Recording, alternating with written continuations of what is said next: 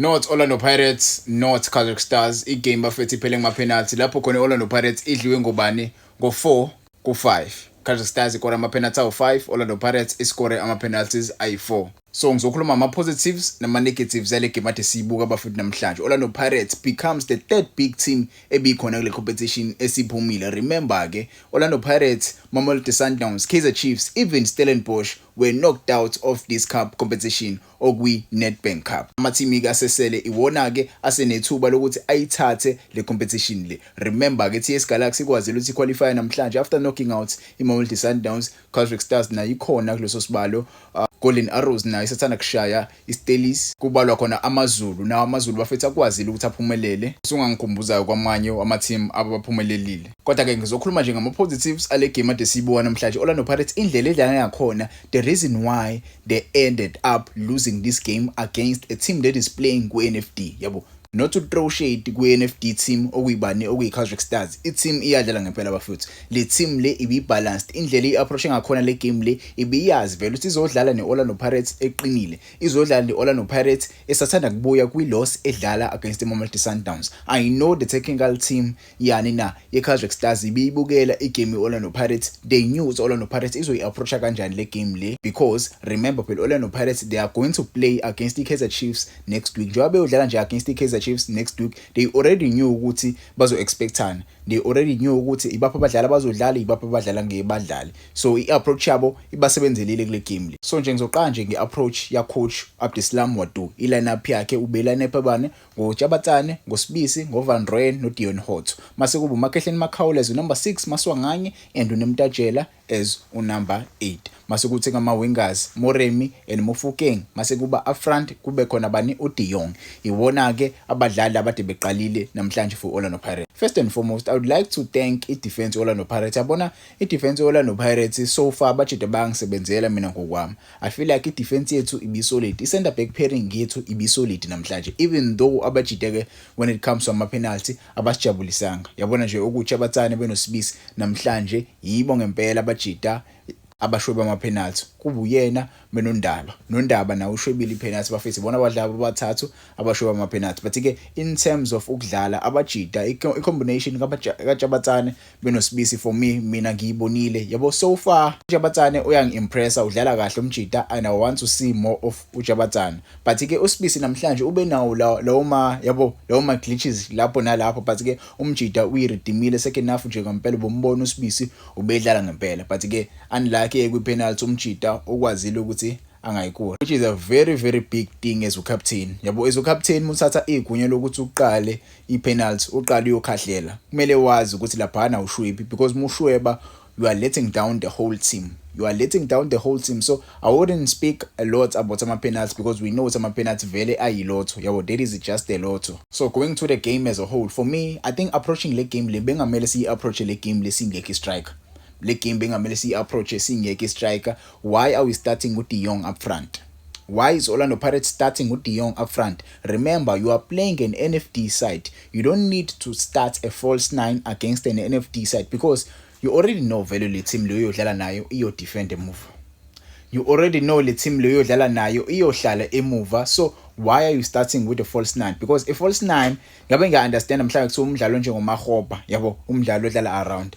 Umdlalo edlala ngayo phambili bafethu for me umjida akadlaliswa kwaMahoba. Yabo uDe Jong for me so far umjida usadinga leyo nto. Yabo usadinga leyo gel leyo, akakajeli with ama-players Orlando Pirates. Benga-understand uma mhlawumbe simngenise second half ukuze ayithole i-game time kahle umjida. But-ke so far ayikho into engiyibonile mina esinikeza yona kule game namhlanje. But-ke umjida I look at him and I see a big player.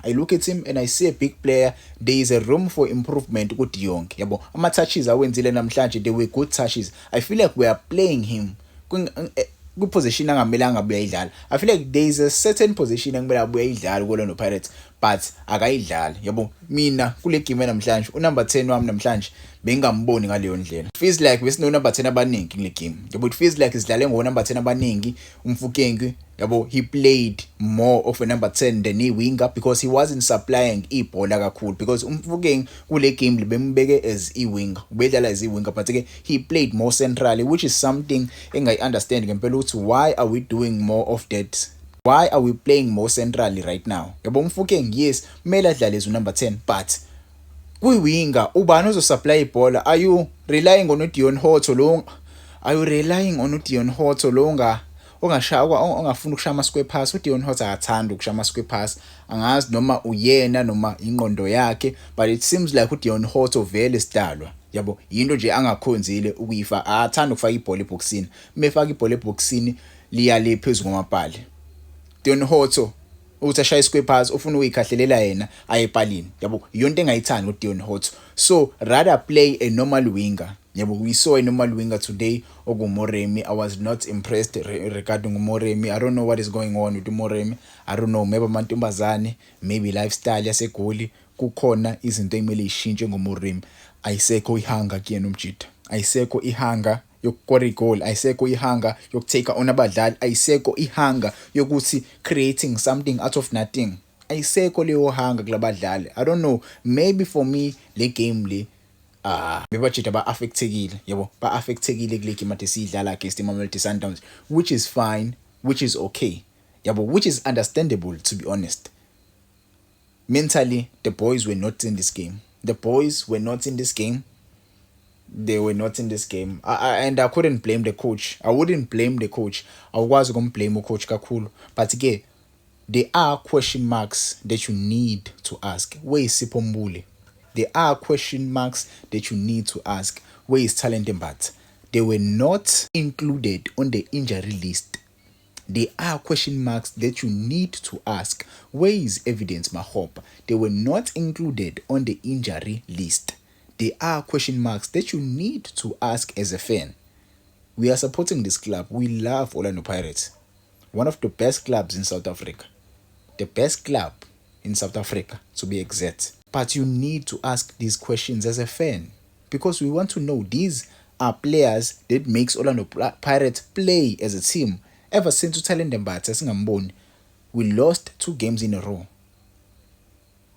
Talent Mbatha is not around. We lost 2 games in a row.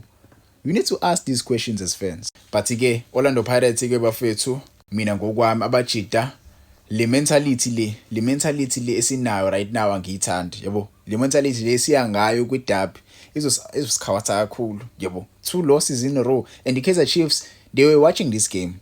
They were watching this game at Soyidlala with the Mamelodi Sundowns and the Kaizer Stars. They've already mapped out what to expect with Soweto Derby. They've already marked the players that are going to be targeted ahead of the derby.